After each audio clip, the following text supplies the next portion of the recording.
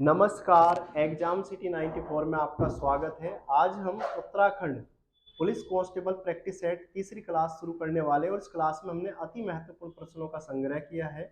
और ये जो प्रश्न है हमारे उत्तराखंड की क्लास में, ये आगामी प्रतियोगिता के लिए, उत्तराखंड की जितनी भी प्रतियोगिता है सभी के लिए लाभदायक सिद्ध होंगी। क्लास स्टार्ट करते हैं, ठीक है। तो उत्तराखंड के अंदर एक क्वेश्चन पूछा गया था कि उत्तराखंड में दुर्योधन मंदिर कहाँ से है।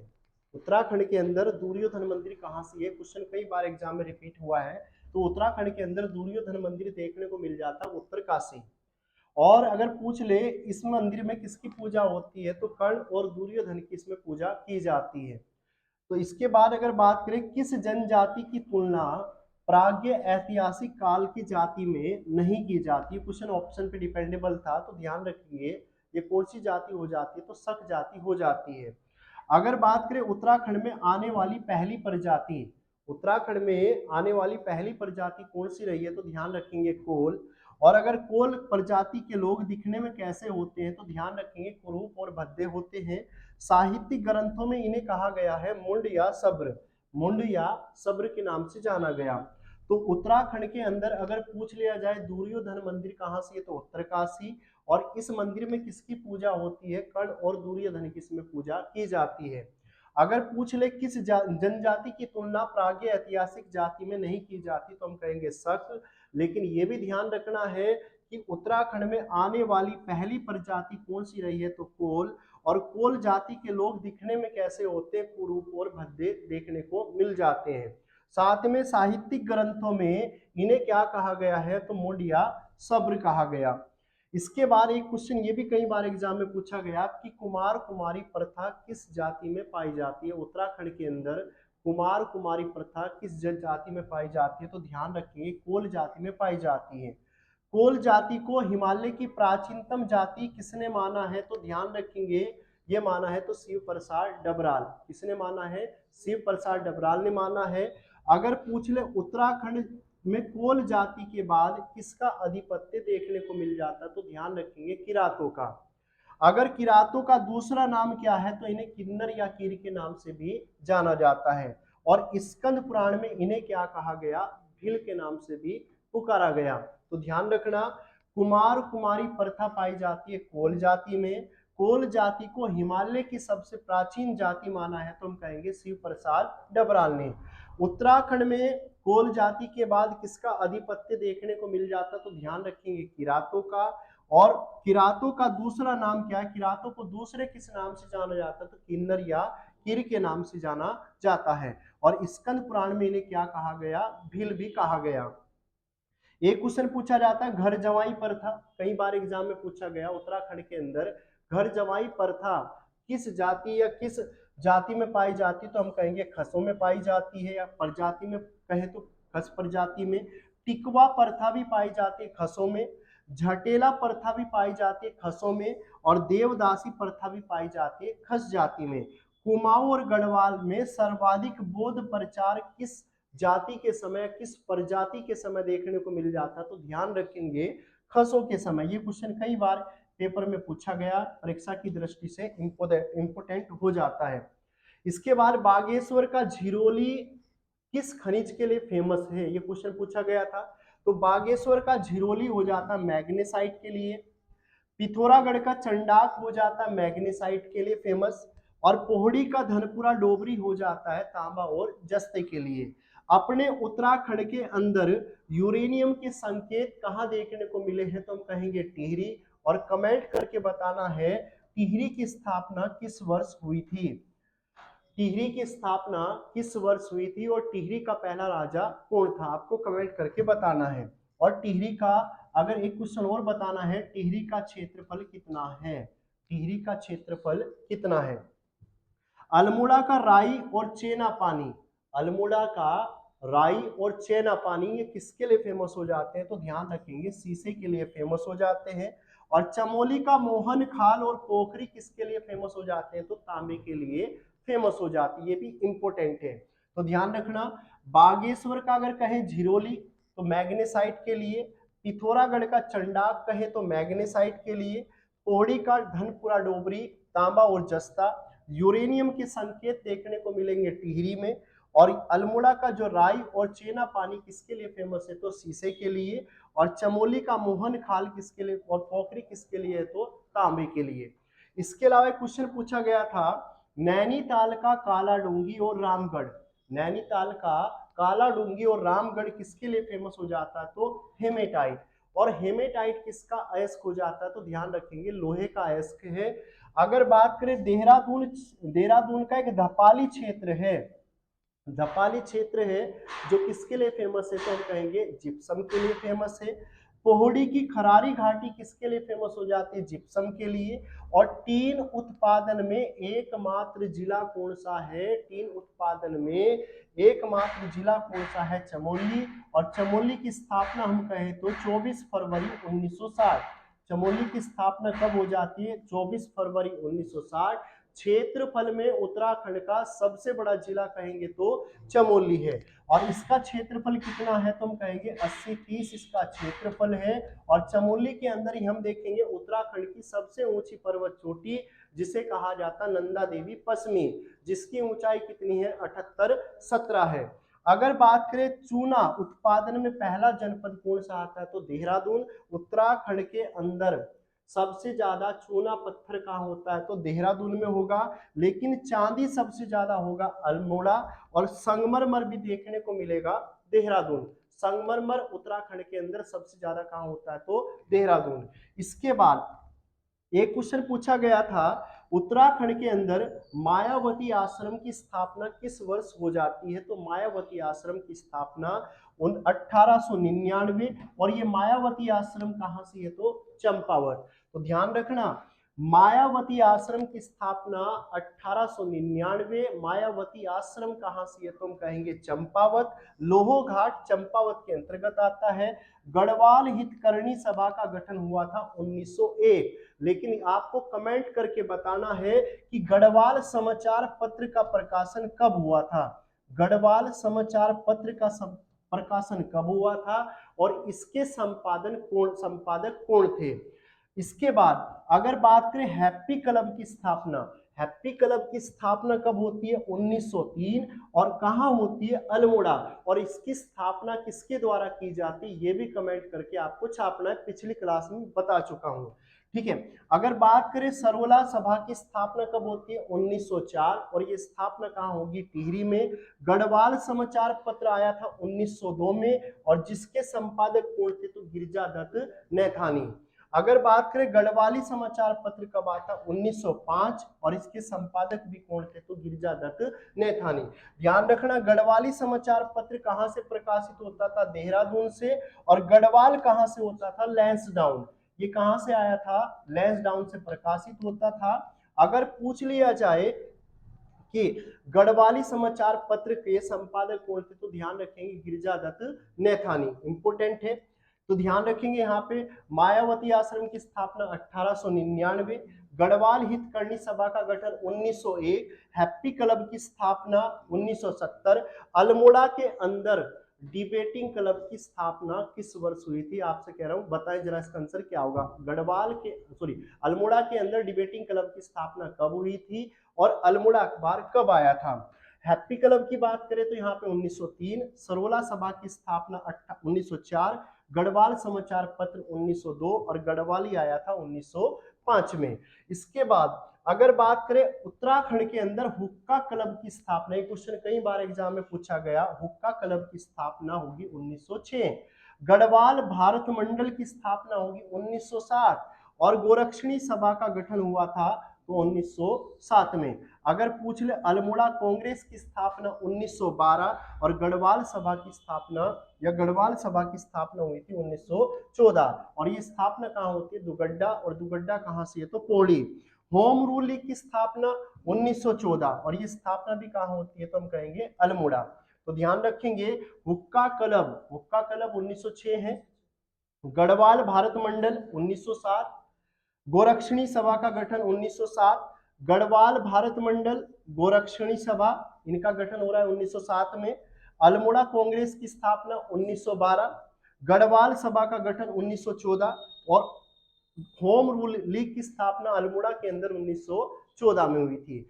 इसके बाद ये क्वेश्चन कई बार पूछा गया, कुमाऊं परिषद तो हम कहें तो परीक्षा की दृष्टि से सबसे इंपॉर्टेंट है और एग्जामिनर बार बार टारगेट करता है कुमाऊं परिषद को। तो यहाँ पे पूछा गया है कुमाऊं परिषद की स्थापना किस वर्ष हुई थी, तो हम कहेंगे 1916 में कुमाऊं परिषद की स्थापना होती है। और कुमाऊं परिषद की स्थापना ये कब कहाँ हुई थी, तो ध्यान रखेंगे 1916 में हुई थी। और कहाँ हुई थी, नैनीताल या अल्मोड़ा था, नैनीताल है, दिमाग से निकल गया भाई मेरे। भाई इसका कमेंट करके बताना नैनीताल है या अल्मोड़ा है, दिमाग से निकल गया, मुझे लग रहा है अल्मोड़ा है। ठीक है। गढ़वाल परिषद की स्थापना 1919 और ये कहाँ होती है, तो श्रीनगर। अगर पूछ लिया जाए श्रीनगर, श्रीनगर गंगा सभा की स्थापना 1916 हरिद्वार। अगर पूछ लिया जाए क्षत्रिय सभा का गठन कब हुआ था, 1919 में हुआ था। अगर गढ़वाल जागृति संघ की स्थापना होगी तो 1919। और उत्तराखंड में जूसलियर और साथ में लीगल एकेडमी कहाँ से है, तो भुवाली। और भुवाली कहाँ से आ जाता है, तो ये आपको कमेंट करके छापना है, भुवाली उत्तराखंड के अंदर कहाँ से है। तो कुमाऊं परिषद की स्थापना 1916, गढ़वाल परिषद की स्थापना 1919। तो ध्यान रखना, अगर गढ़वाल परिषद की स्थापना कब होती है तो 1919। और श्रीनगर गंगा सभा की स्थापना 1916 और क्षत्रिय सभा की स्थापना 1919, गढ़वाल जागृति संघ की स्थापना 1919। तो भाई इसका ये सही है, ध्यान आया, इसका सही है, नैनीताल में की जाती है कुमाऊं परिषद की स्थापना। गढ़वाल जागृति संघ की स्थापना 1919 और जूसरियल और लीगल एकेडमी कहाँ देखने को मिलेगी, भुवाली। और भुवाली आपको कमेंट करके बताना है कहाँ से है। इसके अलावा उत्तराखंड में किस मेले में मछली पकड़ी जाती है, उत्तराखंड के किस मेले में मछली पकड़ी जाती है, तो मोड़ मेला। और मोड़ मेला उत्तराखंड के अंदर दो जगह लगता है, एक तो लगता है देहरादून और दूसरा कहाँ लगता है, टिहरी। दूसरा कहाँ लगता है, टिहरी। और टिमरू की जो पत्तियां हैं, टिमरू का जो वृक्ष है उसकी पत्तियों से मछलियां पकड़ी जाती हैं। और ये किस जनपद में लगता है, टिहरी और साथ में हम कहेंगे देहरादून। किस नदी में पकड़ी जाती है, तो हम टिहरी के अंदर कहेंगे तो अलगाड़। तालेश्वर दान पात्र, तालेश्वर दान पात्र किस जनपद में से प्राप्त हुए, तो हम कहेंगे अल्मोड़ा। पांडुकेश्वर ताम्र पत्र कहाँ से मिले हैं, दान पत्र कहाँ से मिले हैं, तो चमोली से। और भूदेव की प्रशस्ति हमें कहाँ से मिली है, तो बागेश्वर। तो इंपॉर्टेंट क्वेश्चन है, उत्तराखंड के किस मेले में मछली पकड़ी जाती है, तो हम कहेंगे मोड़ मेला। मोड़ मेला दो जगह लगता है, एक देहरादून दूसरा टिहरी। अगर पूछ ले तालेश्वर दान पात्र कहाँ से प्राप्त हुए, अल्मोड़ा। पांडुकेश्वर दान प्राप्त हुए तो हमें चमोली। और भूदेव की प्रशस्ति बागेश्वर से। इंपोर्टेंट क्वेश्चन है। इसके बाद उपोष्ण कटिबंधीय वन कितनी ऊंचाई पर पाए जाते हैं, क्वेश्चन कई बार एग्जाम में पूछा गया, उत्तराखंड के अंदर उपोष्ण कटिबंधीय वन कितनी ऊंचाई पर पाए जाते हैं। तो उत्तराखंड के अंदर उपोष्ण कटिबंधीय वनों की अगर बात करें 750 से 1200 मीटर, 750 से 1200 मीटर। और इसमें मुख्य वृक्ष कौनता है, तो हम कहेंगे साल, हल्दू और खैर, साल, हल्दू, खैर। अगर पूछ लिया जाए उपोष्ण कटिबंधीय वन कितनी ऊंचाई पे पाए जाते हैं, 750 से 1200। मुख्य वृक्ष कौन सा इसमें, साल, हल्दू और खैर। ये भी ध्यान रखना, ये कई बार एग्जाम में पूछा गया, उत्तराखंड के अंदर कोणधारी वन कितनी ऊंचाई पे पाए जाते हैं, 900 से 1800 मीटर की ऊंचाई पे पाए जाते हैं कोणधारी वन। और इसमें मुख्य जो वृक्ष देखने को मिलेगा चीड़, और चीड़ से हमें प्राप्त होता है लीसा। अगर पूछ लिया जाए लीसा किस वृक्ष से प्राप्त किया जाता है, तो हम कहेंगे चीड़ से। इसके बाद पर्वतीय शीतोष्ण वन, ये भी कई बार पूछा गया, पर्वतीय शीतोष्ण वन कितनी ऊंचाई पे पाए जाते हैं, 1800 से 2700। अगर पूछ ले मुख्य वृक्ष कौन था इसमें, ओक, सिल्वर और साथ में स्प्रू। इसके बाद अगर बात करें उत्तराखंड के अंदर ओक वृक्ष की कितनी प्रजाति है, तो हम कहेंगे तीन प्रजाति कौन कौन सी है, बांज, मोरू और खिरसु। बांज, मोरू और खिरसु। आपको कमेंट करके छापना है कि उत्तराखंड के अंदर हरा सोना किस वृक्ष को कहा जाता है। तो ध्यान रखेंगे, उपोष्ण कटिबंधीय वन 750 से 1200 मीटर। मुख्य वृक्ष कौन सा है, साल, हल्दू, खैर। कोणधारी वन कितनी ऊंचाई पे, 900 से 1800। मुख्य वृक्ष कौन सा है? चीड़ है। पर्वतीय शीतोष्ण वन 1800 से 2700 मीटर की ऊंचाई पर। और अगर पूछ ले राज्य में ओक वृक्ष की कितनी प्रजाति है तो हम कहेंगे 3 है। अगर क्लास अच्छी लगे तो सभी से रिक्वेस्ट है कि क्लास लाइक जरूर करें, ज़्यादा से ज़्यादा शेयर करें, और जिन बच्चों का फिजिकल कम हुआ है हताश ना हुए। आपके पास अभी भी 3 महीने का समय है, आप दुनिया इधर से उधर कर सकते हो। आप अपनी पढ़ाई पे ज़्यादा से ज़्यादा फोकस करें और ज़्यादा से ज़्यादा टारगेट करें कि आप ही के पास एक ही चांस है, ये इसी चांस में आप पहली बार में वर्दी हासिल करके रहोगे, कसम खाओ साथ में। और मेरे साथ में जुड़े रहना, लगातार मेरी क्लास कंटिन्यू आपको मिलती रहेगी, आपको मैं सपोर्ट करता रहूँगा। लेकिन मेरी बस एक ही आपसे रिक्वेस्ट है कि आप क्लास को लाइक जरूर करें, शेयर जरूर करें, और साथ में जो बच्चे पहली बार देख रहे हैं वो चैनल को सब्सक्राइब जरूर करें। ठीक है। एक क्वेश्चन पूछा गया था, उर्गम परियोजना किस जनपद में है तो हम कहेंगे चमोली में है। सोन प्रयाग परियोजना रुद्रप्रयाग में है। सुरनीगाड़ परियोजना कहाँ की है तो पिथौरागढ़ की है। और कोटा बाग परियोजना नैनीताल। और किसो बांध किस जनपद में देखने को मिलेगा? देहरादून। और किस नदी पर बना हुआ है? टोंस नदी। और कितने मेगावाट की परियोजना है? किसो बांध कितने मेगावाट की परियोजना है तो हम कहेंगे 660 मेगावाट। और अगर बात करें उत्तराखंड के अंदर टोंस नदी की लंबाई कितनी है तो ये भी ध्यान रखना, टोंस नदी की लंबाई हो जाती है 148 मीटर, 148 किलोमीटर। तो ध्यान रखेंगे। उर्गम परियोजना, भाई पेपर में पूछे गए क्वेश्चन नहीं है। उर्गम परियोजना किस जनपद की है तो चमोली की है। सोन प्रयाग परियोजना रुद्रप्रयाग। सुरनीगाड़ हो जाती है पिथौरागढ़। कोटा बाग परियोजना नैनीताल की है। कोटा बाग कहाँ की है? नैनीताल। और किसो बांध किस जनपद में आता है तो देहरादून। और किस नदी पर आता है तो टोंस नदी। और ये कितने मेगावाट की परियोजना है तो 660।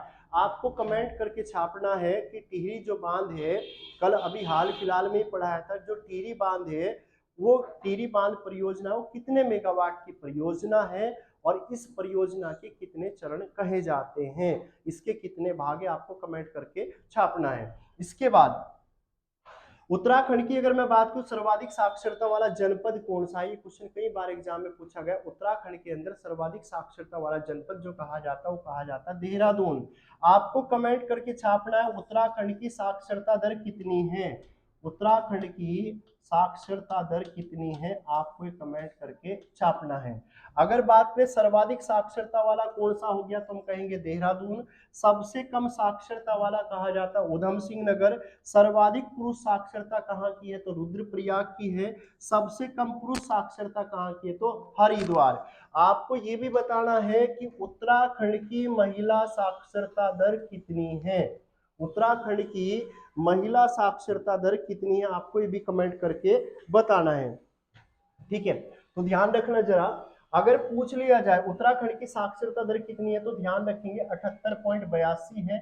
अगर पूछ ले यहाँ पे कि महिला साक्षरता दर कितनी है तो 70.70 है। इंपोर्टेंट हो जाते हैं। पुरुष साक्षरता की अगर मैं बात करूं, पुरुष साक्षरता की बात करूं तो पुरुष साक्षरता सबसे ज्यादा कहाँ की है तो हम कहेंगे पुरुष साक्षरता सबसे ज्यादा हो जाती है रुद्रप्रयाग। और सबसे कम कहाँ की हो जाती है तो हरिद्वार। अगर बात करें उत्तराखंड का कोल्टी, उत्तराखंड का कोल्टी किसे कहा जाता है तो ये इसका संबंध पूछा गया है। उत्तराखंड में कोल्टी किसे कहा जाता है? विधवा या परित्यक्ता को। जिस स्त्री का पति, यानी हम कहें जिस स्त्री के पति की मृत्यु हो जाए या जिसे पति ने त्याग दिया हो उसे कहा जाता परित्यक्ता। और जिसका पति मर जाए उसे कहा जाता विधवा। अगर बात करें उत्तराखंड में सटवार, सटवार क्या है क्वेश्चन पेपर में पूछा गया था। तो उत्तराखंड के अंदर सटवार कहा जाता वस्तुओं के विनिमय को, वस्तुओं की अदला बदली को क्या कहा जाता है? सटवार कहा जाता है। उत्तराखंड में शिवदत्त, शिवपालित, हरिदत्त के सिक्के हमें किस जनपद से प्राप्त हुए हैं तो ध्यान रखेंगे अल्मोड़ा। उत्तराखंड में शासन करने वाली पहली राजनीतिक शक्ति कौन सी थी जरा कमेंट करके बताना। और अगर पूछ ले उस शक्ति का नाम क्या था और उनकी जानकारी हमें किससे मिलती ये भी आपको कमेंट करके बताना है। ठीक है, किसान प्रोत्साहन योजना की बात कर लेते हैं, कब शुरू हो जाती है तो ध्यान रखना ये शुरू होती है 15 अगस्त 2014। उत्तराखंड के अंदर किसान प्रोत्साहन योजना की शुरुआत हुई थी 15 अगस्त 2014। मुख्यमंत्री वात्सल्य योजना की शुरुआत हुई थी 22 मई 2014 में। और प्राचीन काल में पथ यात्रा पर बने विश्रामालयों को क्या कहा जाता था? चट्टी। ये क्वेश्चन भी कई बार एग्जाम में पूछा गया। जिस प्राचीन समय में जब जो यात्री होते थे, यात्रा करते थे, यात्रा के दौरान बीच बीच में रास्ते में क्या विश्रामालय बनाए जाते थे, उन्हें क्या कहा जाता था? चट्टी। चंदों में सबसे लंबा कार्यकाल किसका रहा? तो ज्ञानचंद का रहा है। और कितने वर्षों का रहा है? तो ध्यान रखना 46 वर्षों का समय काल रहा इसका। दिल्ली दरबार में जाने वाला पहला चंद कौन सा रहा? तो हम कहेंगे ज्ञानचंद, गरुड़ ज्ञानचंद। अगर पूछ ले दिल्ली दरबार में गया था तो किसके दरबार में गया था? फिरोज शाह तुगलक। अगर पूछ लिया जाए, बताएं वो कौन सा मुगल शासक हुआ जिसे जो शाहजहां के दरबार में गया था, उसका नाम क्या था? ठीक है, पता उसका आप कमेंट करके बताना है। यानी शाहजहां के दरबार में जाने वाला चंद शासक कौन था? और आपको कमेंट करके ये भी बताना है कि अकबर के दरबार में जाने वाला चंद शासक कौन था। ये दो क्वेश्चन आपको कमेंट करके छापने हैं। तराई क्षेत्र में भूमि बंदोबस्त सीलिंग कानून, ये क्वेश्चन कई बार रिपीट हुआ है, तो ये कब आया था? तो ध्यान रखेंगे 1972। कुमाऊं यानी तराई क्षेत्र में सीलिंग कानून कब आया था? तो 1972 में आया। और गढ़वाल में सर्वाधिक समय तक किस वंश ने राज किया? तो ये भी ध्यान रखना, पवार वंश। और पवार वंश की अगर मैं बात करूं, पवार वंश का संस्थापक कहा जाता है कनकपाल। और कनकपाल कहां से आया था? तो धारी नगरी गुजरात से आया था। और ये किस वर्ष आया था? तो ध्यान रखेंगे 887, यह आया था 887। लेकिन पवार वंश की जो स्थापना करेगा ना, ये पवार वंश की जो स्थापना करेगा, स्थापना इसने कब की थी? तो हम कहेंगे 888 में। अगर पूछ ले किसकी यात्रा पे आया था? बद्रीनाथ की यात्रा पे आया था ये। और इसने किसकी पुत्री से विवाह किया था? भानु प्रताप की पुत्री से विवाह किया किसने? कनकपाल ने। तो आज की क्लास में इतना ही है। अगर क्लास अच्छी लगे तो कमेंट जरूर करें, ज़्यादा से ज़्यादा शेयर करें। और जो बच्चे अभी हाल फिलहाल में तैयारी में जुड़े हुए हैं, हताश ना हो। ठीक है, अब एक क्लास में लगभग 80 से 90 क्वेश्चन होते हैं, 80 से 90 या 100 भी हो जाते कभी कभी। और बीच बीच में मैं आपको पूछता भी रहता हूँ, उन क्वेश्चनों के आंसर जरूर दें। ठीक है, इससे आपकी तैयारी का पता चलेगा और साथ में आपके कॉन्फिडेंस का भी पता चलेगा कि आप कितनी तैयारी में हो। सभी से रिक्वेस्ट है, क्लास को हमारी लाइक करें, शेयर करें, सब्सक्राइब करें। Thank you for watching. धन्यवाद।